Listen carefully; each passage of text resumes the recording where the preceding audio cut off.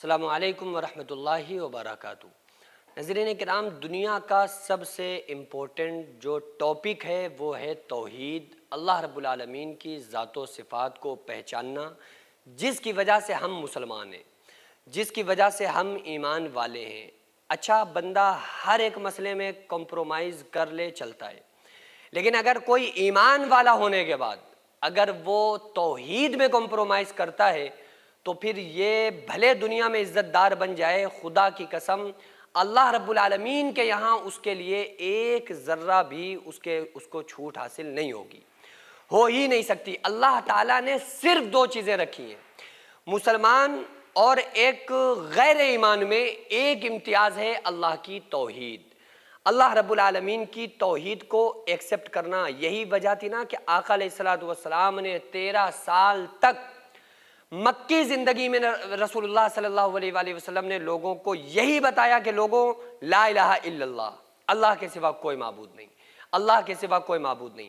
بڑا عجیب دور ہے کہ یہ بات جب رسول اللہ صلی اللہ علیہ وآلہ وسلم نے مکہ میں کی تو وہ لوگ جو آقا علیہ السلام کے وفادار تھے، وہ لوگ جو رسول اللہ صلی اللہ علیہ وآلہ وسلم کو سچا، صادق، امین کا لقب جن لوگوں نے دیا ہوا تھا، لیکن جب رسول اللہ صلی اللہ علیہ وآلہ وسلم نے لوگوں کو توحید کی دعوت دی تو وہی اپنے لوگ یہ کہہ کر جانے لگے کہ یہ دیوانے ہو گئے، یہ مجنون ہو گئے۔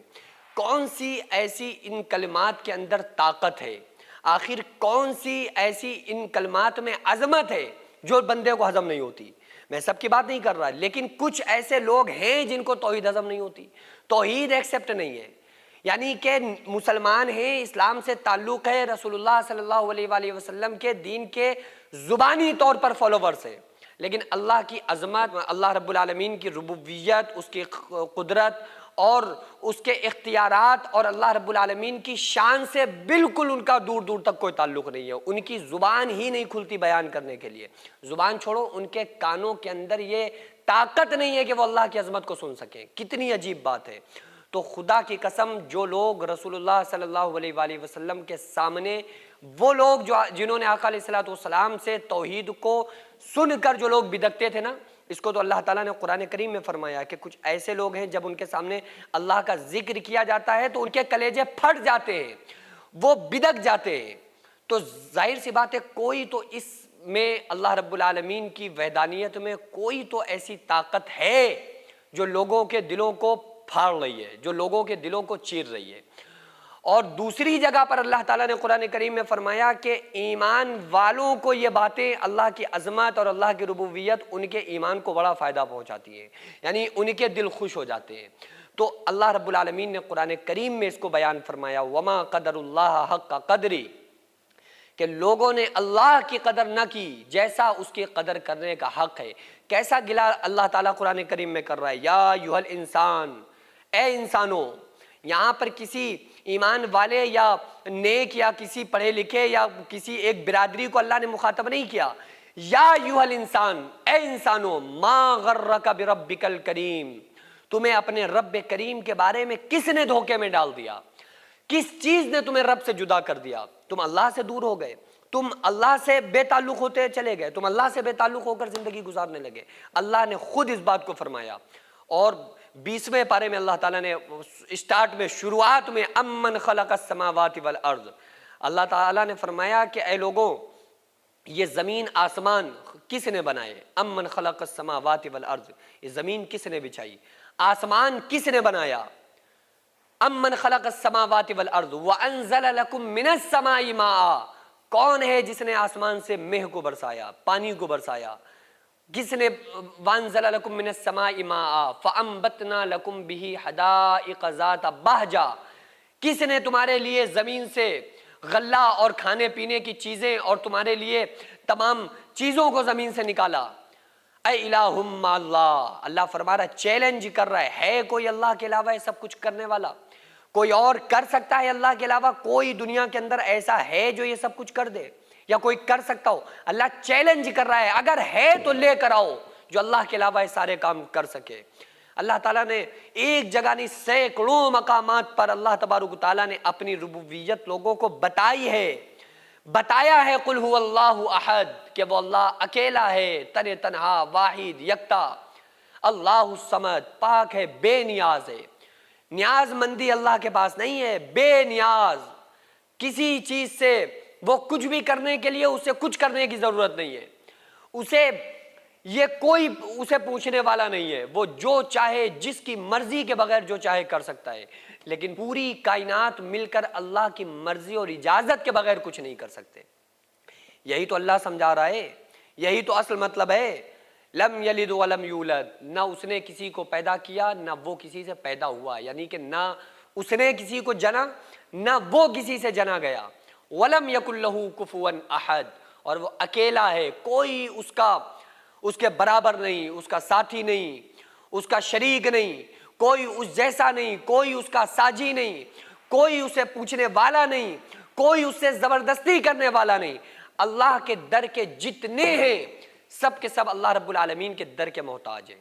اللہ رب العالمین کے در وہ در ہے کہ جس، ظاہر سی بات ہے، انبیاء علیہ السلام جیسی شخصیات، انہوں نے ساری زندگی اللہ کی رضا کے لیے گزار دی، ساری زندگی اللہ کو پانے میں انہوں نے لگا دی، اللہ کی مرضی میں ساری زندگی انہوں نے راضی رہ کر اللہ رب العالمین کے حکم کی فرما برداری کرتے رہے۔ وَمَا أَرْسَلْنَاكَ إِلَّا مُبَشِّرًا وَنَذِيرًا، اللہ تعالیٰ فرما رہا ہے کہ اے میرے نبی صلی اللہ علیہ وآلہ وسلم، میں نے آپ کو ڈرانے والا اور خوشخبری سنانے والا بنا کر بھیجا ہے۔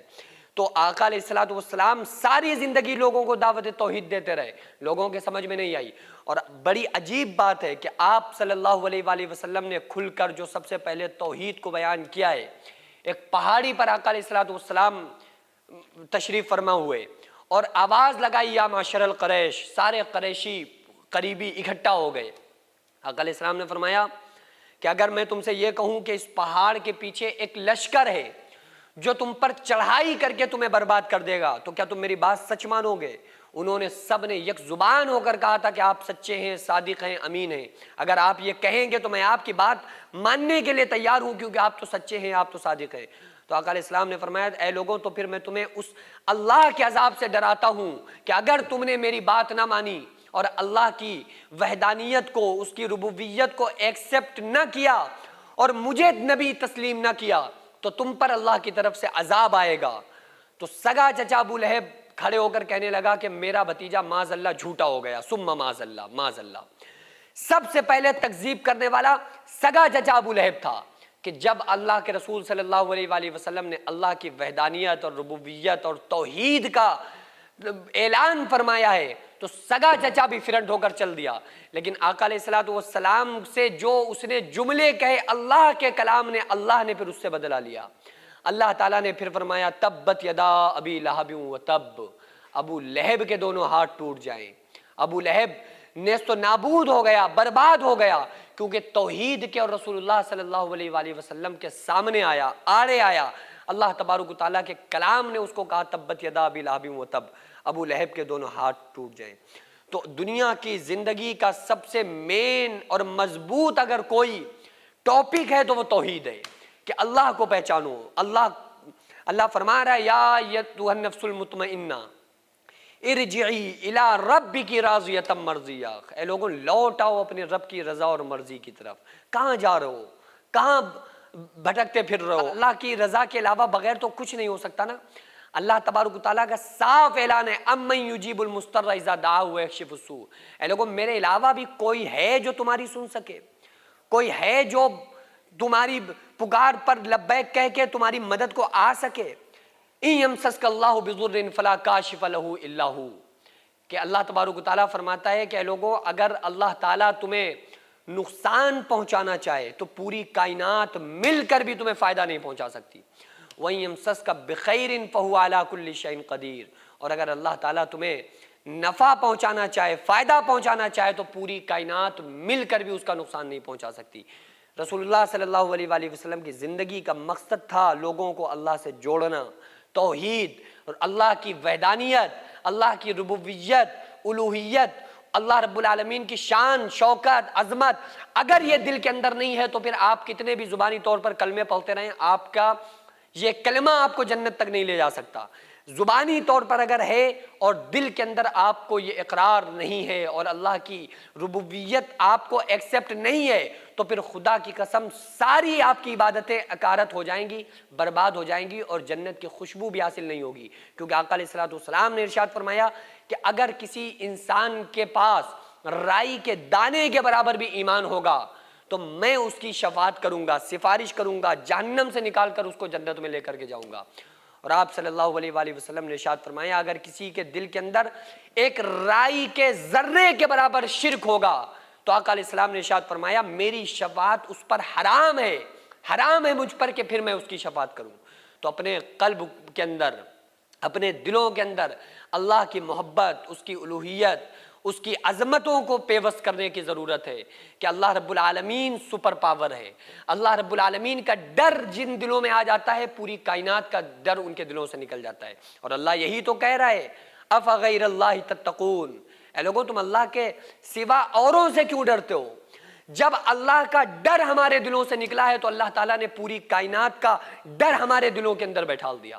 پھر ہم ہر شخص سے ڈرتے، لوگوں سے ڈرتے، کہیں ایسی حکومتوں سے ڈرتے ہیں جو حکومتیں ہمارے خلاف ہیں، ہم سب سے بھی ڈر رہے ہوتے ہیں۔ پھر ہمارے اندر سب کے کہیں مرنے کا ڈر، تو کہیں موت کا ڈر، کہیں میسائل کا ڈر، تو کہیں کسی چیز کا ڈر۔ اللہ کے ڈر کو اپنے دلوں کے اندر پیوست کرو، خدا کی قسم اللہ سارے ڈروں کو تمہارے دلوں سے نکال دے گا، سارے ڈر خوف اللہ تبارک و تعالیٰ ختم کر دے گا۔ اور جب یہ خوف دل میں آ جائے گا تو اللہ کا خوف آنے کے بعد کیا ہوگا؟ اللہ تعالیٰ نے سورہ رحمان میں فرمایا وَلِمَنْ خَافَ مَقَامَ رَبِّهِ جَنَّتَانِ، جو اللہ کا خوف کرتے ہیں اللہ تعالیٰ انہیں جنت میں اعلیٰ مقام عطا فرمائے گا۔ اور رسول اللہ صلی اللہ تعالیٰ علیہ وآلہ وسلم کی عظمتوں کو مد نظر رکھنا ہے۔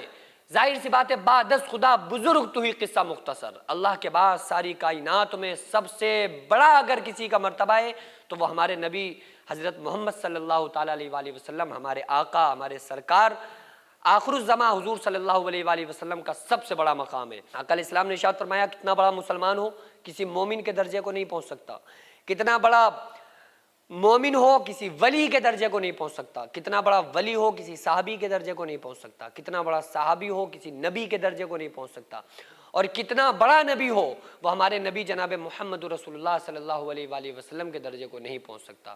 تو یاد رکھیں یہ اللہ کی عظمت، آقا علیہ السلام کی محبت، دین کو مضبوطی سے پکڑ کے زندگی گزارنا، اسی میں کامیابی ہے۔ قرآن کریم میں رب فرماتا ہے وَمَن يُطِعِ اللَّهَ وَرَسُولَهُ فَقَدْ فَازَ فَوْزًا عَظِيمًا، جس نے اللہ اور اس کے رسول صلی اللہ علیہ وآلہ وسلم کی فرما برداری کی وہ کامیاب ہوا۔